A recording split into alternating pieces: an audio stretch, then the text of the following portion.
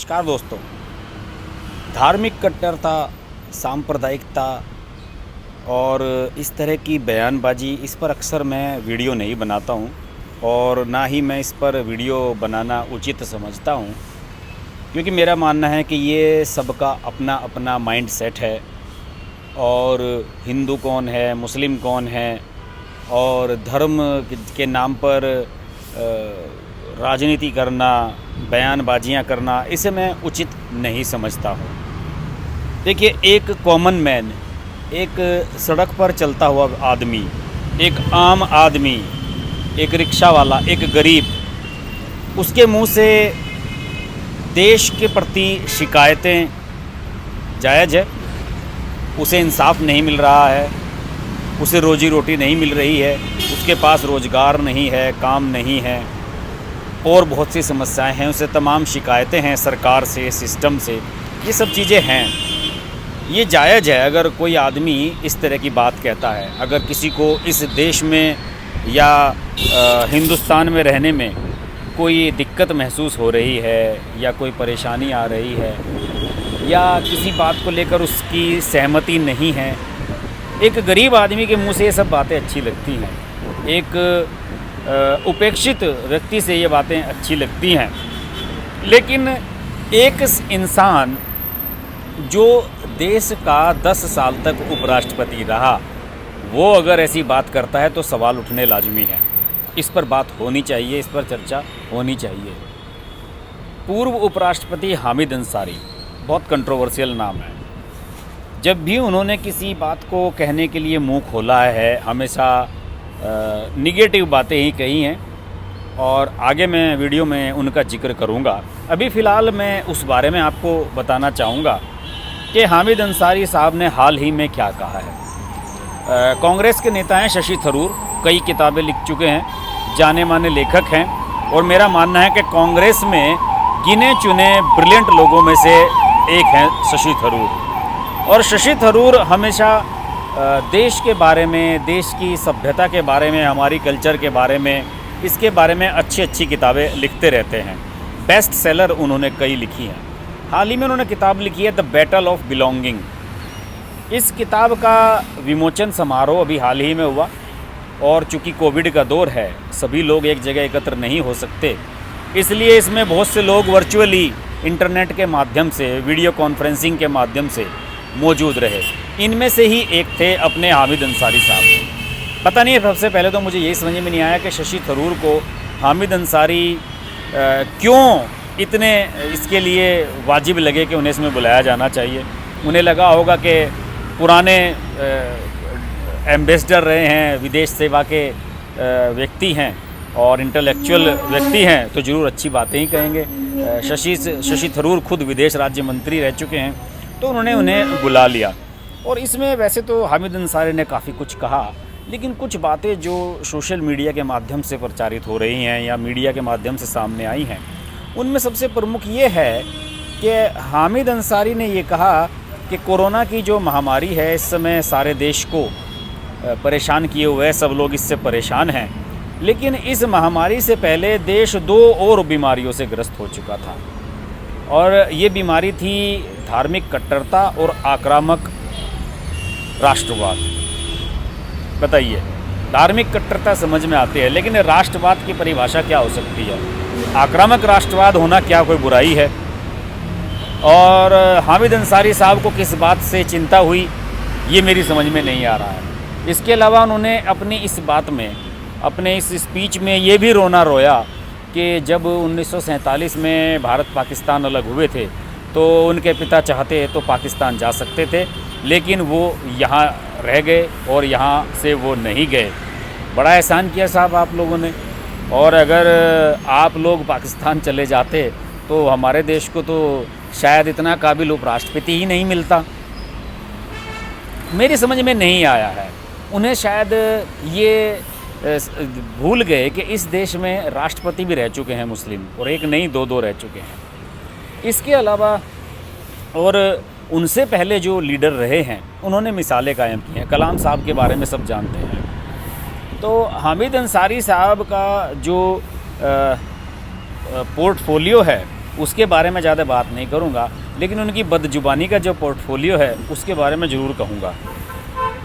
देखिए, 3 साल पहले सुप्रीम कोर्ट ने हर फिल्म से पहले राष्ट्रगान अनिवार्य किया था, आपको पता ही होगा। और मद्रास हाई कोर्ट ने भी वंदे मातरम को लेकर एक फ़ैसला दिया था, और वंदे मातरम गाने को लेकर काफ़ी कुछ बहस हुई थी, पूरे देश में बहस छिड़ी थी। तो उस समय हामिद अंसारी का एक बयान आया था, उन्होंने ज़रा गौर फरमाइए उन्होंने क्या कहा था। उन्होंने कहा था कि अदालतें समाज का हिस्सा हैं, तो अदालतें जो कहती हैं वह कई बार समाज के माहौल का प्रतिबिंब होता है। मैं इसे उस असुरक्षा की भावना कहूँगा। दिन रात अपना राष्ट्रवाद दिखाने की बात फिजूल है। मैं एक भारतीय हूँ और इतना ही काफ़ी है। और ये बात उन्होंने उस दिन कही थी जब उपराष्ट्रपति के तौर पर उनका आखिरी दिन था, और उन्हें लग गया था कि नरेंद्र मोदी अब मेरे बारे में कुछ करने वाले नहीं हैं और मैं राष्ट्रपति तो बनने से रहा। उनका ख्वाब था कि वो राष्ट्रपति बन जाएं, लेकिन नरेंद्र मोदी ने उनके प्रति कोई सॉफ्ट कॉर्नर नहीं दिखाया। प्रणब मुखर्जी को ज़रूर उन्होंने राष्ट्रपति बनवाया था।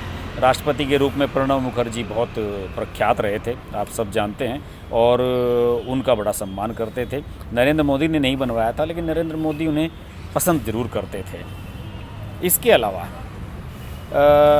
उन्होंने अपने कार्यकाल के अंतिम दिन हामिद अंसारी ने ये कहा था कि स्वीकार्यता के माहौल के बारे में उन्होंने जो बात कही थी, उन्होंने कहा था कि देश के मुस्लिमों में बेचैनी का एहसास और असुरक्षा की भावना है। और ये पूछे जाने पर कि क्या वह इस बात से सहमत हैं कि मुस्लिम समुदाय में एक तरह की शंका है और जिस तरह के बयान उन लोगों के खिलाफ दिए जा रहे हैं उससे वे असुरक्षित महसूस कर रहे हैं। तो जब उनसे ये पूछा गया तो उन्होंने कहा कि हाँ, यह आकलन सही है जो मैं देश के अलग अलग हलकों से सुनता हूँ। मैंने बेंगलोर में भी ये सुना, मैंने देश के अन्य हिस्सों में भी ये बात सुनी। मैं इस बारे में उत्तर भारत में ज़्यादा सुनता हूँ। बेचैनी का एहसास है और असुरक्षा की भावना घर कर रही है। इसके अलावा 2018 में जिन्ना की पोर्ट्रेट अलीगढ़ मुस्लिम यूनिवर्सिटी में जब लगाने का विवाद उठा था, तो उस समय भी वो बड़े कूद पड़े थे। वहाँ छात्रों की विचारधारा की लड़ाई थी, छात्र संघों के बीच में झगड़ा हो रहा था। तो उन्होंने, अंसारी ने छात्र संघ, जो AMU के छात्र संघ अध्यक्ष थे, उन्हें पत्र लिखकर अपना पूरा समर्थन जताया था। और उन्होंने आरोप लगाया था कि पूरी घटना सोची समझी साजिश थी, और उन्होंने दावा किया था कि उनके गेस्ट हाउस के पास भी प्रदर्शनकारी मौजूद थे जब वो गए थे। इसके अलावा वो और भी कई विवाद कर चुके हैं। 2018 में अंसारी ने शरिया अदालतों के पक्ष में बयान देकर विवाद खड़ा कर दिया था। उन्होंने कहा था कि लोग सामाजिक प्रथाओं को कानून व्यवस्था से कन्फ्यूज कर रहे हैं। हमारे कानून में है कि हर समुदाय के अपने नियम हो सकते हैं। भारत में पर्सनल लॉ शादी, तलाक, गोद लेने और उत्तराधिकार पर लागू होता है। हर समुदाय को अपने निजी कानून चलाने का अधिकार है। यानी कि अगर ये जो तमाम तरह की खाप पंचायतें होती हैं, लड़के लड़कियों को सजाएं दे देती हैं और जूते मारने की सजाएं देती हैं, ये सब चीज़ें जो हैं उनके हिसाब से बिल्कुल सही हैं, हामिद अंसारी साहब के हिसाब से। इसके अलावा वो PFI के कार्यक्रम में शामिल हुए थे, और ये एक कट्टरपंथी संगठन है। 2017 में पॉपुलर फ्रंट ऑफ इंडिया इसका नाम है, और आपको पता ही है कि कहाँ कहाँ तक इनके तार जुड़ चुके हैं। लव जिहाद वाला जो मामला लगातार हॉट हो रहा है, उसमें इनके तार जुड़े हुए हैं। और उनकी आलोचना हुई थी कि इस कार्यक्रम में वो क्यों गए। बीजेपी ने अंसारी से माफ़ी मांगने के लिए कहा था, और बाद में अंसारी ने कहा था कि वहाँ वे सरकारी मेहमान की तरह गए थे और PFI की मौजूदगी के बारे में उन्हें किसी ने नहीं बताया था। PFI वही संगठन है जिसका दिल्ली में इस साल हुई हिंसा समेत कई प्रदर्शनों के पीछे हाथ होने की बात आई है। जो दिल्ली में इस सांप्रदायिक हिंसा हुई थी अभी, जब डोनाल्ड ट्रंप यहाँ आए थे, तो उसमें PFI का हाथ आया था, और उसमें ये मुख्य अतिथि थे अपने अंसारी साहब। अब इन्हें देश में यहाँ दिक्कत महसूस हो रही है, इन्हें कट्टरता और राष्ट्रवाद से दिक्कत हो रही है। इसके अलावा योग दिवस का कार्यक्रम हुआ था 21 जून को, जो योग दिवस मनाया जाता है। 2015 में भी पहले योग दिवस पर 190 से ज़्यादा देशों में कार्यक्रम हुआ था।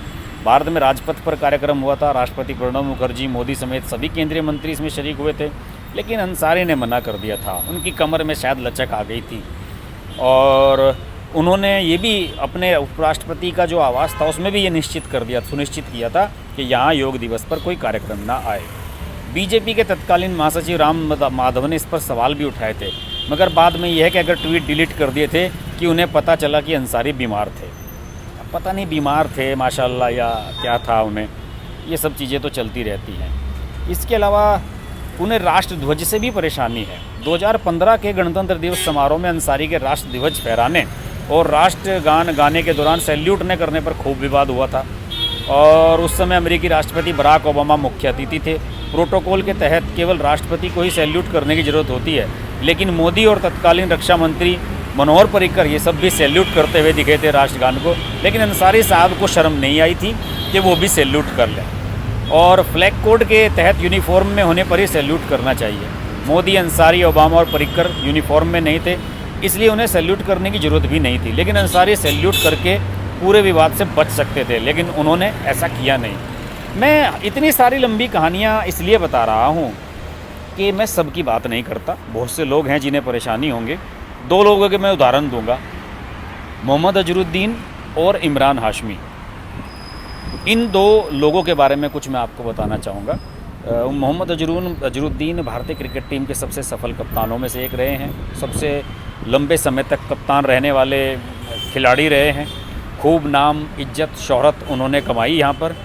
और जब उन्हें कप्तानी से हटाया जा रहा था, सचिन तेंदुलकर को कप्तान बनाया जा रहा था, तो उन्होंने एक कार्यक्रम में एक जगह ये बयान दे दिया था मीडिया के सामने कि वो मुसलमान हैं, इसलिए उन्हें हटाया जा रहा है। अब आप समझ लीजिए अजरुद्दीन की मानसिकता किस तरह की रही होगी।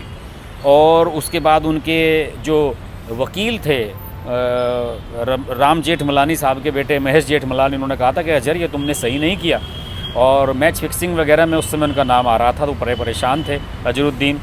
महेश जेठमलानी ने कहा था कि तुम्हें सार्वजनिक रूप से माफ़ी मांगनी चाहिए, तुमने बयान दिया है, ये बात तुमने सही नहीं कही है कि तुम्हें मुसलमान होने की वजह से परेशान किया जा रहा है। और वो दिन है और आज का दिन है, अजरुद्दीन को कोई पूछता नहीं है। पॉलिटिक्स में धक्के खा रहे हैं, एक बार सांसद बन गए थे गलती से मुरादाबाद से, अब उन्हें कोई पूछने वाला नहीं है कांग्रेस में और दूसरी किसी पार्टी में। और पारिवारिक रूप से भी बर्बाद हो चुके हैं। संगीता बिजलानी, उनकी दूसरी पत्नी, उनसे भी तलाक हो चुका है। उनके एक बेटे की सड़क हादसे में मौत हो गई थी, और जो दूसरा बेटा है उसकी शादी अभी हाल ही में सानिया मिर्ज़ा जो टेनिस प्लेयर हैं, उनकी तलाकशुदा छोटी बहन अनम मिर्ज़ा, उससे हुई है। और अजरुद्दीन को आपने देखा होगा कि सुनील गावस्कर, वीरेंद्र सहवाग, जितने भी उनके दौर के खिलाड़ी हैं, कपिल देव, सभी आपको टीवी पर कमेंट्री करते हुए मिलेंगे, लेकिन अजरुद्दीन को कोई नहीं बुलाता। अजरुद्दीन ने खुद अपने पैरों पर कुल्हाड़ी मारी थी। इमरान हाशमी का नाम क्यों लिया? इमरान हाशमी ने एक बार ये कहा था कि मैं बॉम्बे में जब फ्लैट तलाश कर रहा था तो मुझे कुछ लोगों ने फ्लैट इसलिए नहीं दिया क्योंकि मैं मुसलमान था। यानी कि इस देश में मुसलमानों को कोई फ्लैट नहीं देता है। मैं तमाम ऐसे लोगों को जानता हूँ, अपने मित्रों को, अपने साथियों को, मुसलमान हैं और सामान्य सोसाइटीज़ में रह रहे हैं। इमरान हाशमी का ये बयान उनके लिए बहुत नुकसानदेह साबित हुआ और उनका कैरियर उसके बाद डूबता चला गया। आप ये मत समझिए कि आप कुछ भी कह देंगे तो आपको एक्सेप्ट कर लिया जाएगा। आप निशाने पर हैं, देश आपकी ओर देख रहा है, आपको जवाब देना होगा। जिस देश ने आपको सम्मान दिया, आपको बड़े पदों पर बैठाया, आपको सराखों पर बैठाया, अगर आप उसे गाली देंगे तो आपको माफ़ नहीं किया जाएगा। और शायद यही परेशानी हामिद अंसारी साहब की है। 10 साल उपराष्ट्रपति रहने के बाद भी उनके मन में कोई इच्छा अधूरी रह गई थी, जो नरेंद्र मोदी सरकार आने के बाद पूरी नहीं हुई, और आज उनकी भड़ास सामने नज़र आ रही है।